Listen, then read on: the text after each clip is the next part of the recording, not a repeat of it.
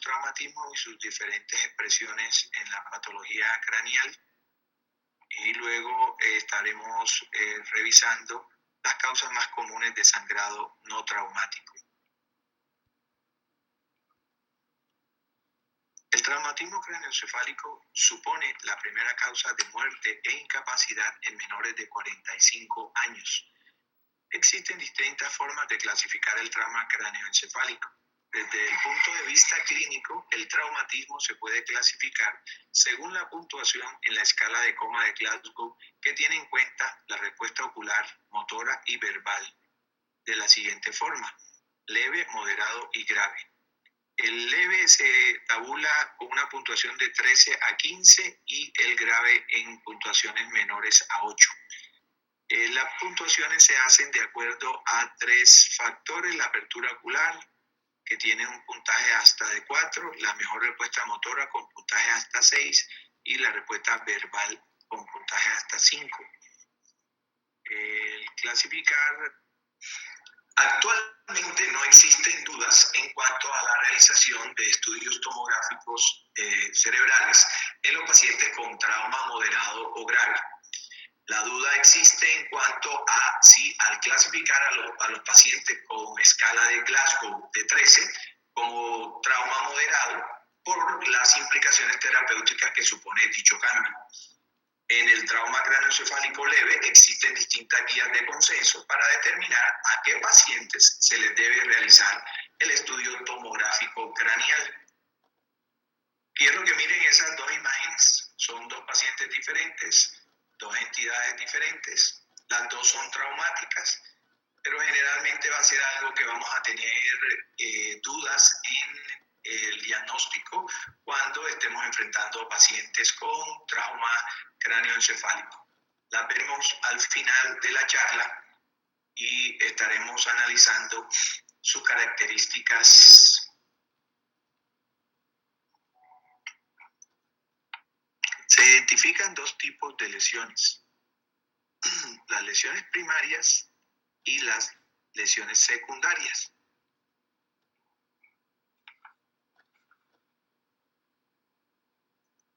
Las lesiones primarias generalmente tienen la mayor importancia. Tenemos las fracturas y tenemos lesiones primarias relacionadas a la presencia de esas hemorragias extraaxiales y lesiones primarias relacionadas a la presencia de lesiones intraaxiales. En las extraaxiales tenemos el hematoma subdural, el hematoma epidural y el hematoma, la hemorragia subaracnoidea. En el caso de las lesiones intraaxiales, tenemos la lesión axonal difusa, el hematoma intraparenquimatoso, la hemorragia intraventricular, la contusión cortical y la hemorragia de plexo coroideo.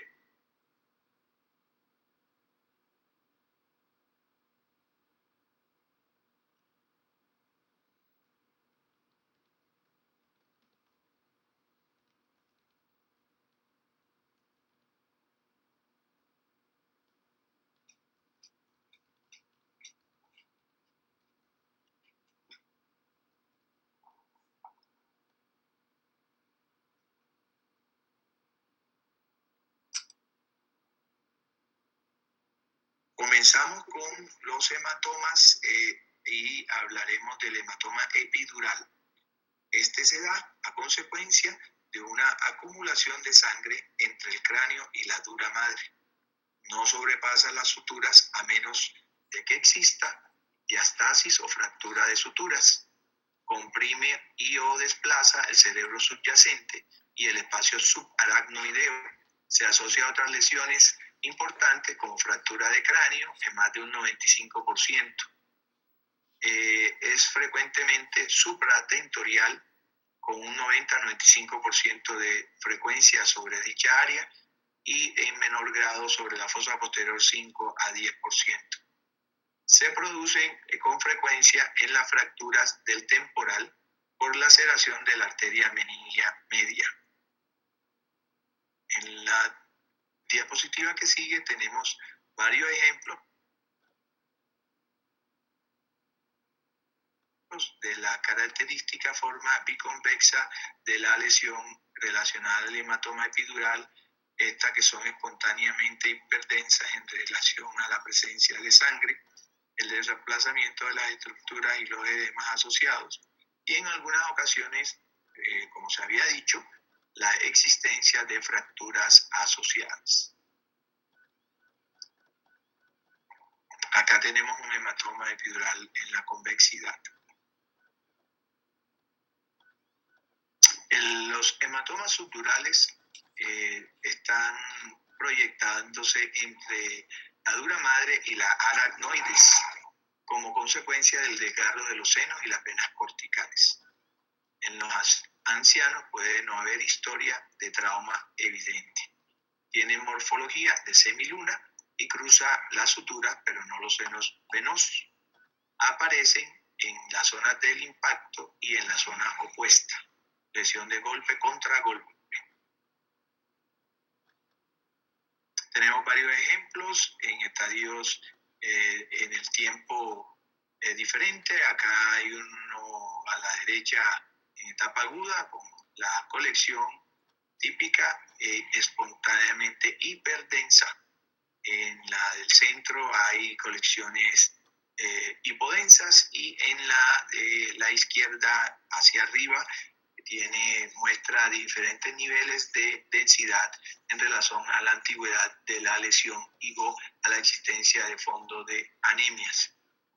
En esta se aprecia un importante desplazamiento, cambios edematosos y desplazamiento de la línea media. La hemorragia subaracnoidea traumática se puede determinar o se ocasiona por la ruptura de vasos piales o aracnoideos.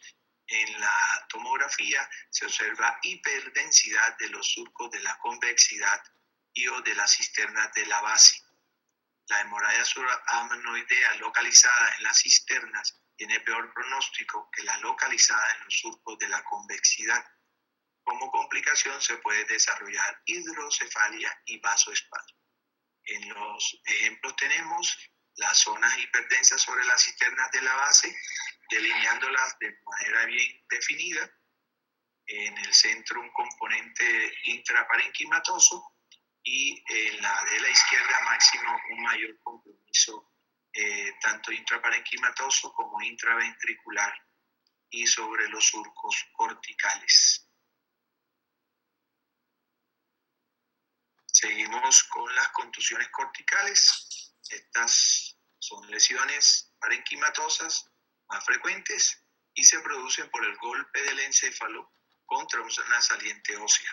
Por ello, las localizaciones más frecuentes son las crestas de los giros de los lóbulos temporales, las bases de los lóbulos frontales y parasagitales. Los hematomas intraparenquimatosos se pueden producir en forma directa o por coalescencia de contusiones corticales. Se originan como consecuencia del cizallamiento y disrupción de pequeños vasos sanguíneos perforantes.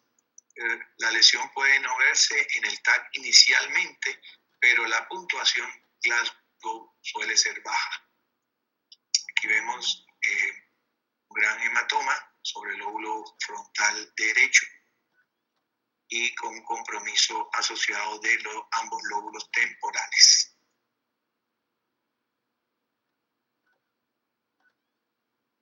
Las hemorragias intraventriculares se pueden producir por desgarro de las venas subependimarias de la superficie de los ventrículos, por extensión de un hematoma parenquimatoso o de una hemorragia subaracnoidea, también por un traumatismo penetrante.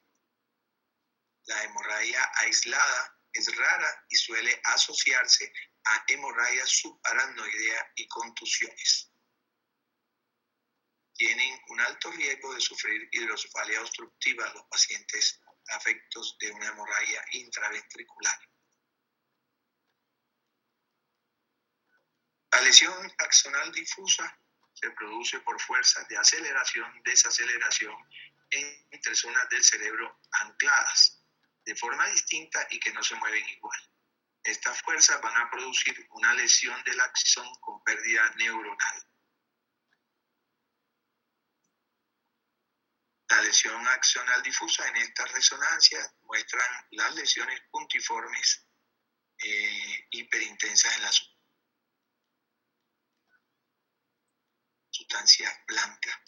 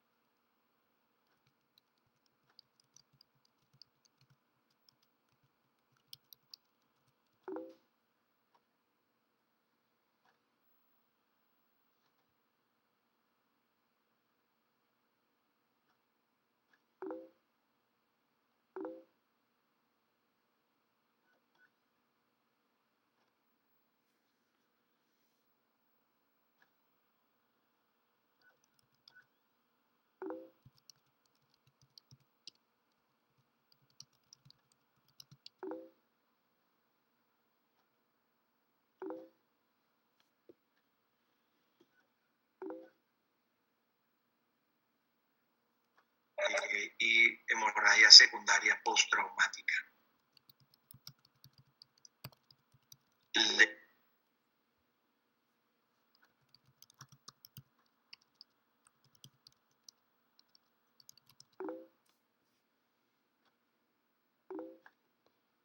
En cuanto a las herniaciones, tenemos este diagrama que nos señala al menos 4 herniaciones.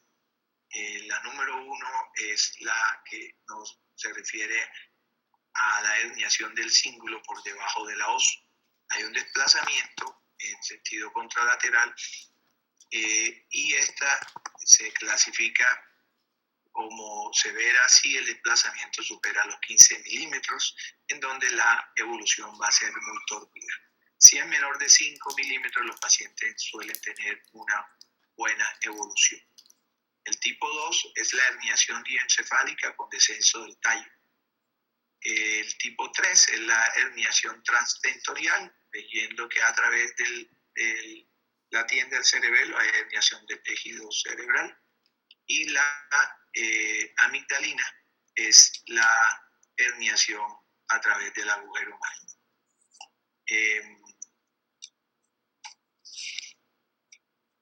Las lesiones vasculares pues, se asocian a la existencia de infartos encefálicos y hemorragia secundaria postraumática. Dentro de esas mismas lesiones tenemos de la disección, en donde hay un desgarro de la íntima y produce una falsa luz, llevando a la formación de un hematoma intramural. Esto ocurre en los segmentos de arterias libres. Como consecuencia de la disección se pueden producir émbolos e infartos secundarios o oclusión de la luz del propio vaso. Finalizando con el tema traumático, pasamos a valorar las lesiones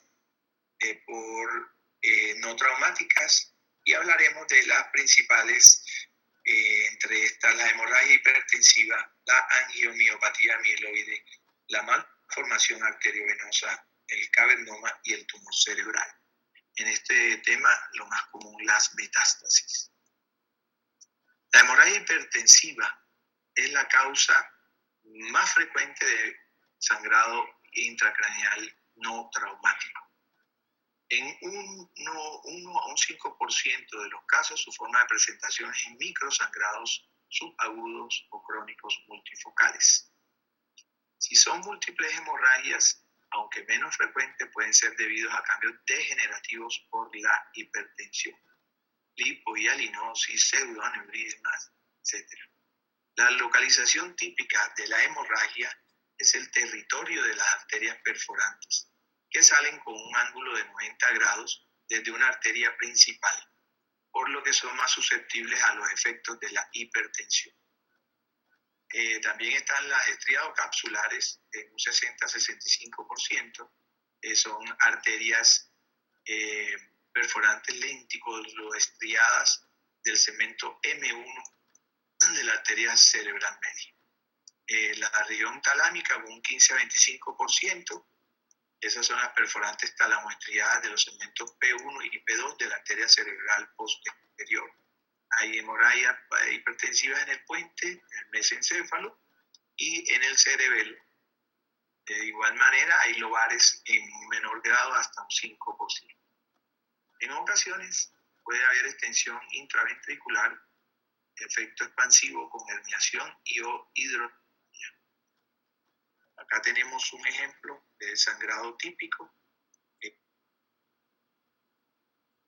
de origen hipertensivo, apreciándose en la región ganglio basal izquierda, una zona espontáneamente hiperdensa en relación a dicha patología.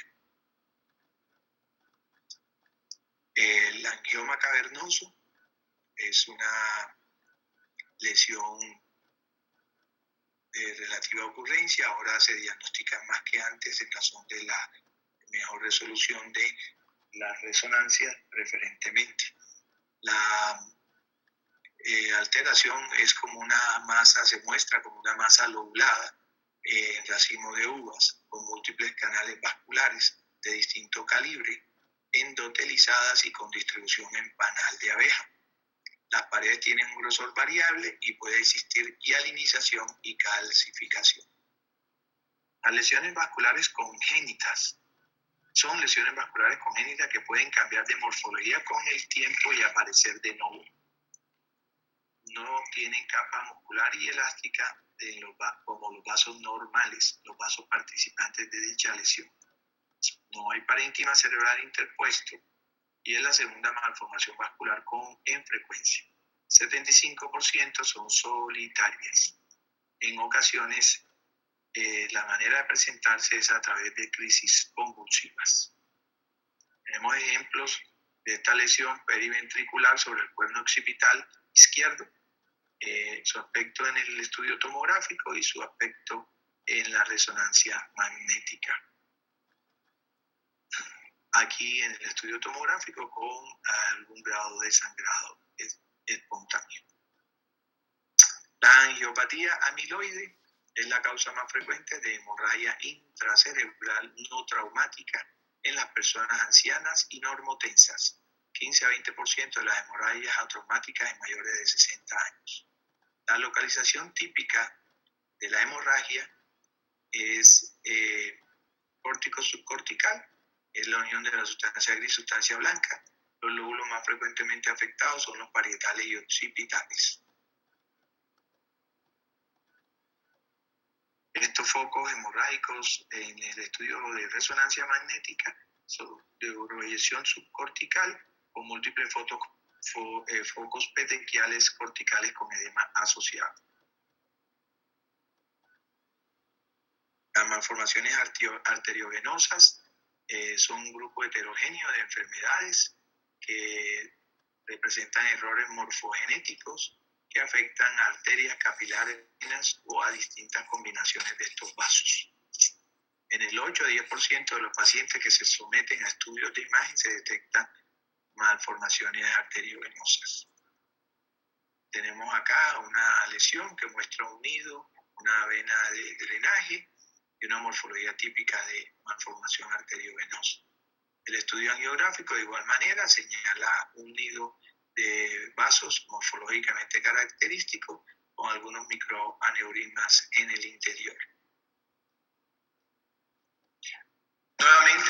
Aquí estamos con las dos imágenes que previamente les había mostrado, la de la derecha y la de la izquierda.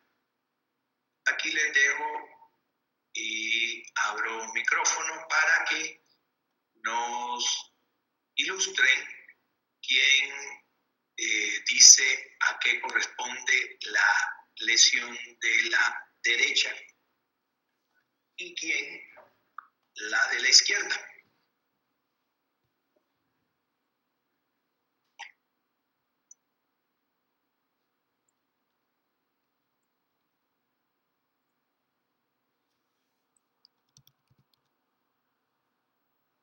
Oigo opiniones.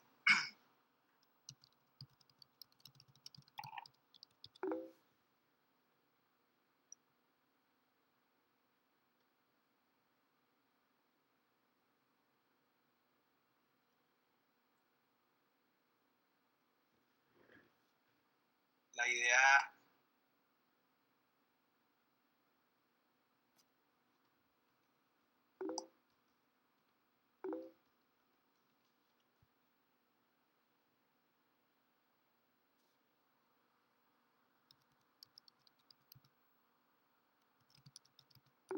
ok, sí, la de la derecha,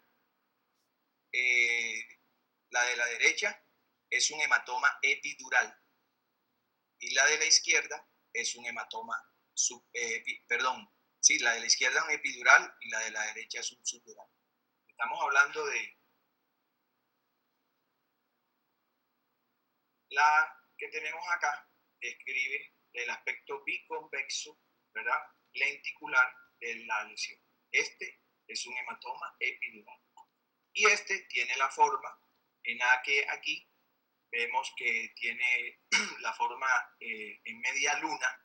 Esta es la convexidad que tiene aquí y su adhesión a la pared de la tabla interna.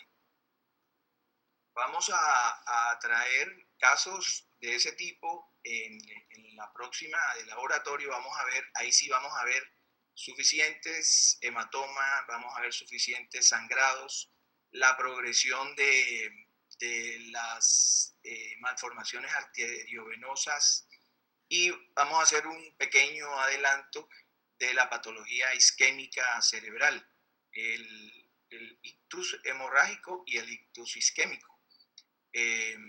Eso sería lo que vamos a procesar en la próxima clase. Con esto llegamos al final. Vamos a buscar la que nos había preguntado por aquí. Creo que se habían referido a esto por acá.